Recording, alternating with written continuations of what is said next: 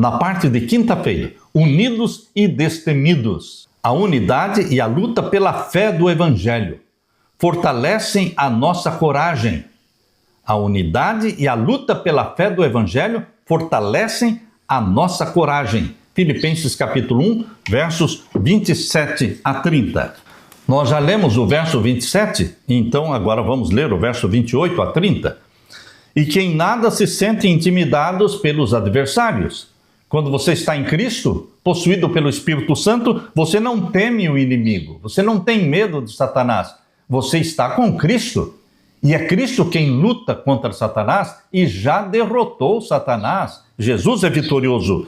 E que em nada se sentem intimidados pelos adversários, pois o que para eles é prova evidente de perdição, para vocês é sinal de salvação, e isso da parte de Deus. Porque vocês receberam a graça de sofrer por Cristo.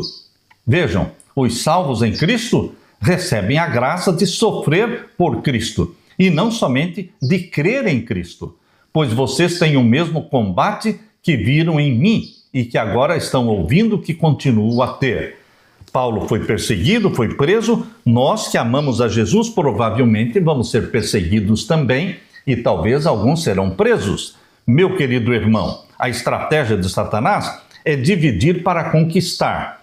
A desunião é mortal. Jesus disse, se uma casa estiver dividida contra si mesma, tal casa não poderá subsistir. Marcos 3, 25.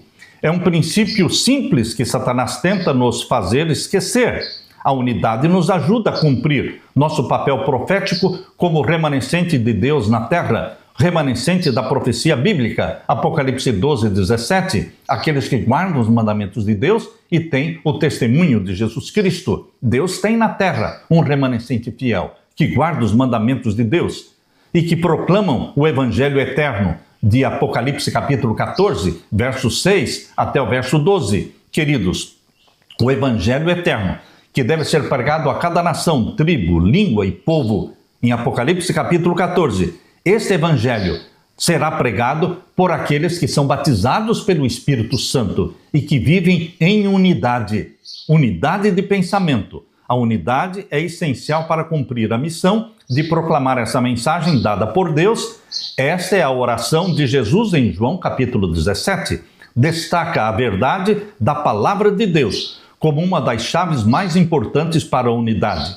Por isso, a mensagem não pode ser separada da missão nem da unidade. As três devem estar juntas. Se uma dessas chaves estiver ausente, não conseguiremos obter sucesso. No entanto, se tivermos as três em ação, não há nada a temer. Não devemos nos sentir de forma alguma intimidados pelos adversários. Satanás é um inimigo que já foi derrotado no céu, que já foi derrotado no deserto, quando Cristo jejuou 40 dias. Ele já foi derrotado na cruz e ele foi também derrotado na ressurreição de Jesus Cristo. Portanto, Satanás já tem a sua cabeça esmagada. Cristo esmagou a cabeça da serpente. Cristo é o vitorioso. Mesmo se tivermos que morrer por nossa fé, nada pode nos prejudicar, se formos zelosos na prática do bem. O diabo é impotente para impedir o avanço do Evangelho, da verdade de Deus. Quais são as ideias em comum nos seguintes versos? Mateus 10, 38. Aqui em Mateus 10, 38, Jesus diz, e quem não toma sua cruz e vem após mim, não é digno de mim. Você não carrega a cruz de Cristo. A cruz de Cristo ele carregou, mas você tem uma cruz para carregar. E essa cruz serve para crucificar o seu eu, o meu eu. Nossa cruz é para crucificarmos o nosso eu e deixarmos que o eu de Jesus Cristo viva em nós. Queridos, quem não toma a sua cruz e crucifica o seu eu e segue a Jesus Cristo, não é digno dele. Portanto, vamos dizer não aos nossos desejos. Negue-se a si mesmo, tome a sua cruz e siga-me, disse Jesus Cristo. E agora lemos também em Atos capítulo 14 e o verso 22. Aqui diz, fortalecendo o ânimo dos discípulos, exortando-os a permanecerem como? Firmes, não vacilar, permanecer firmes na fé, mostrando que através de muitas tribulações, muitos sofrimentos, nos importa entrar no reino de Deus. Ninguém entra no reino de Deus sem sofrimento, sem perseguição. Meu querido irmão, Jesus disse: odiaram a mim, perseguiram a mim, odiarão a vocês também, perseguirão a vocês. Mas tenham bom ânimo, eu venci o mundo. Romanos capítulo 8 e o verso 17, abra sua Bíblia.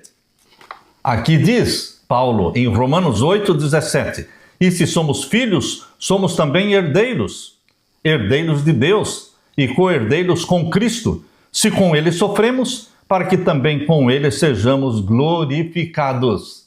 Amamos a Jesus Cristo, nos espelhamos em Jesus Cristo e o nome de Jesus Cristo está sendo odiado no mundo e nós seremos odiados, mas nosso mundo não é aqui, não somos do mundo. Estamos no mundo, mas não somos do mundo. Nosso destino é o céu, é sermos glorificados, é o reino da glória. Vivemos no reino da graça, mas tem o reino da glória, que será inaugurado na segunda vinda de Jesus.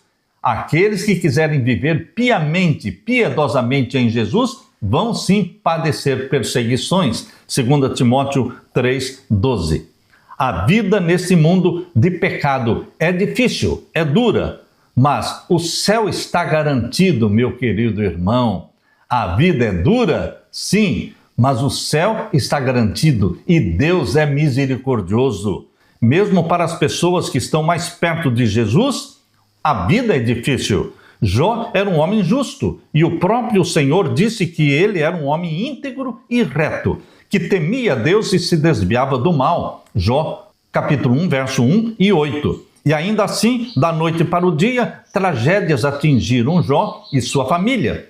Todos nós já aprendemos, seja por experiência pessoal ou pela observação da experiência dos outros, que viver neste mundo é como estar à beira de um precipício e nunca sabemos quando poderemos cair.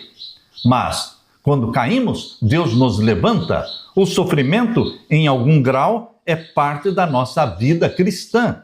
Ainda assim, é melhor sofrer por causa de Cristo do que por qualquer outra razão. Que esperança e conforto devemos ter em meio ao sofrimento? Que Deus está olhando por você. O nosso conforto é que o sofrimento e a perseguição, tudo isso passa pelas mãos do nosso Pai antes de atingir você. Não pense que sofrimentos e perseguições e provações chegam até você porque escaparam do controle de Deus. Não, queridos. Tudo passa pelas mãos do nosso Pai e Ele pesa e Ele mede cada provação, cada sofrimento. E então Ele pode liberar ou não o sofrimento. Tudo está sob o controle de Deus, porque Ele não permitirá que você seja provado acima do que você pode suportar. Aliás, com o sofrimento e a provação, Deus provê também o escape, o poder do Espírito Santo que em você habita para você ser vitorioso em Jesus Cristo. Meu querido irmão, dos instrumentos de tortura, das fogueiras, das masmorras, das covas e cavernas da terra, ecoou em seus ouvidos o grito de triunfo dos mártires. Deus ouviu o testemunho dos que ficaram firmes e que, embora despojados, embora afligidos e atormentados, deram testemunho da fé de forma destemida, solene, declarando: sei em quem tenho crido. Meu querido irmão, assim como Ellen White, na hora da morte, ela disse: eu sei em quem eu creio. Assim também você, passando por dificuldades, por sofrimentos, você pode dizer: eu sei em quem tenho crido. Os que, dessa forma, renderam sua vida pela fé, declararam ao mundo que aquele em quem acreditaram é capaz de salvá-los plenamente. Você é a menina dos olhos de Deus, meu irmão, minha irmã. Deus cuida de você. Deus olha por você. Deus derrama o Espírito Santo sobre você. Vivemos no reino da graça, mas o reino da glória nos espera. A cidade celestial nos espera. A coroa de ouro, que será a recompensa colocada sobre a sua cabeça, está reservada para você. Paulo disse: a coroa da justiça me está guardada, e não somente a mim, mas a todos aqueles que amam a Jesus Cristo. Que Deus derrame sobre você o Espírito Santo, meu irmão. Repita: para mim o viver é Cristo. E se eu morrer?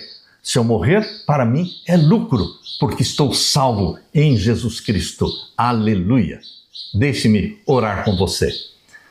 Pai querido que estás nos céus, obrigado pelo exemplo maior que é Jesus Cristo na nossa vida.